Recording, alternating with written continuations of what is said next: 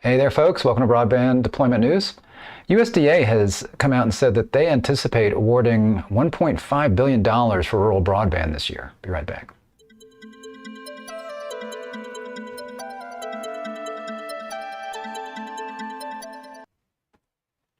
Thanks for joining me. Rick Uzzi here with Broadband Deployment News. So I saw this story in Fierce Telecom. It's an interview with USDA Admin Berke, and he says, talks about broadband demand, the Farm Bill, and ReConnect. And as I mentioned here, he's anticipating $1.5 billion coming from the ReConnect program this year. So I'll just read a little bit of this, not the whole thing here. So just a little background. The agency's RUS, or Rural Utilities Service, is responsible for overseeing a number of rural broadband funding programs, including the well-known multi-billion-dollar ReConnect Loan and Grant Initiative. I'll share a little bit about more of that here in a minute. They ask him some questions, a little bit of the background here. So, it mentions part of President Roosevelt's New Deal. The Rural Electrification Administration, or REA, was set up, and that was to bring electricity to rural America. In 1949, the REA added the telecom program with the original mission of providing telephone service to rural America. So this is a lot of what got rural America connected with electricity and phone service. They created the Utilities Service, assumed RA functions in 1994. So basically, that was, again, telecom and ReConnect kind of came out of that, especially the ReConnect program. Since 2019, we've awarded over $3 billion in grants, loans, and loan grant combinations under the ReConnect program. So that's the way it works, is you can get a 100% loan, you can get a 100% grant, or 50-50, and there's certain stipulations for that and matches, those kinds of things, which I'll share the page here in a minute. And I linked to this article and some USDA ReConnect resources in the description of this video, and also I linked to a video that I did about a year ago when the application opened for the 4th round of ReConnect. If you want to learn more about the ReConnect program, a little bit more about what I'm going to show here in a minute. So again, USDA expects to award over $1.5 billion under this program in fiscal year 2023. So $3 billion in grants so far in 2019, or since 2019. And then another one. Oops. Well, that was special. Something just fell off my desk. All of USDA's broadband programs focus on capital infrastructure projects which deliver last-mile broadband service specifically to rural America. In 2022, USDA partnered to increase internet access for 109,000 households, 5,900 businesses, 14,520 farms, 396 educational facilities, 435 essential community facilities, and 51 healthcare facilities in rural places.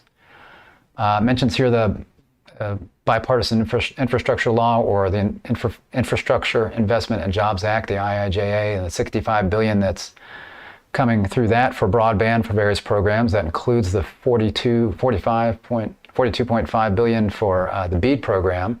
But there was also $2 billion that was added into USDA ReConnect. So USDA ReConnect already had funds, and $2 billion more was added for that. So some of this money that we're going to be seeing, that we've seen recently, and that we're going to be seeing, is coming from that $2 billion out of the IIJA, or the Bipartisan Infrastructure Law. USDA Rural Development is currently reviewing applications for round 4 of the ReConnect program. I think, if I remember, that application for that round opened in September and closed in November of last year. And expects to announce awards in the summer of 2023. We're also expecting to open another application window for the Community Connect program in the spring of this year. We expect to announce these awards this fall. So when that comes out, I will look at that and we'll do a stream about that. The predominant number of applicants to our programs are utilizing fiber, because they did ask the question, what do you feel about fiber versus cable versus fixed wireless? And they say most are utilizing fiber, but they don't really care as long as it meets the minimum broadband build-out speeds required in the funding notice. Then the last thing talks about the Farm Bill, which I think they're asking, what happens if you don't get more ReConnect money in the Farm Bill, if it's not continued to be funded through that? And he says, we'll want to be working with bipartisan partners in Congress to make sure that we can continue the programs that are helping the rural areas, those kinds of things. So it'll be interesting to see, because with all of, with this money that's in ReConnect right now, plus the 40 some odd billion dollars from BEAD, plus RDOF money, plus ARPA money, which is still being released. I talked yesterday about South Carolina is actually going to go back. Well, those are actually projects that are already built. They're going to retroactively go back and fund some projects with ARPA that were already constructed. But Georgia just recently announced new projects with ARPA. Somebody else, Missouri, announced some new projects with ARPA. So that's all that money. Plus the ReConnect program. This is why I've said that I think with all of the BEAD money coming, that we're going to have enough to cover every single broadband serviceable location in the United States when this is all over, because there's all this money right now that's being put to work. There's the RDOF money, there's the ARPA money, both funds that have already been distributed and that are coming or being distributed right now. There's the ReConnect money that's already been distributed and that's coming here in the future, as it mentions here from round 4. So lots of money in addition to the BEAD money that we're waiting on. So for every dollar that comes out of these programs, that's $1 that's not going to be needed for BEAD to get broadband built in certain locations. And USDA ReConnect, this is specifically for rural areas. So, that's one of the challenges that we have as rural areas. So a lot of this money is going to provide broadband in some of these hardest to reach, not necessarily hardest to reach, but hardest to make an economic case for in these rural areas. I mean, they're pretty, they could be flat areas, easy to reach, but just long runs with very few customers. So, so here's the ReConnect Loan and Grant Program page. So you can look through this. And again, I did a longer broadcast when the application window was opening on all about these, the 100% grants and loans and the combos and those kinds of things. And there's information here. There's a FAQ. There's a map that I showed in that broadcast, service areas. There's information about how rural do you need to be?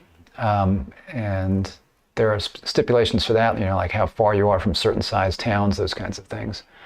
And then there's also, I link to this as well, again, in the description of this video. So you see there are state offices and there are representatives from the USDA for each one of these offices. So if you are a service provider in a particular state and you want to know more about ReConnect and what's still available, what might be coming down the road, can you still apply? You can just check this out, click on your state, you'll see who your representative is right here. State director, you can click on the state office page, get more information for that particular state. So, so I think this is something that, again, is going to be making the number of unserved households across the United States smaller as we get more of these funds, again, specifically in rural areas. That's a good thing. So I just want to make you aware of that we could be seeing another, again, $1.5 billion through ReConnect just this year. So that's going to be great news for those, especially those that are awarded those funds and the people that live there. So thanks for joining me. I appreciate it. If this was helpful, if you give me a like on the video. If you're not subscribed, click the subscribe button, click the bell to be notified when I'm live. Thanks a lot. I'll see you next time. Bye-bye.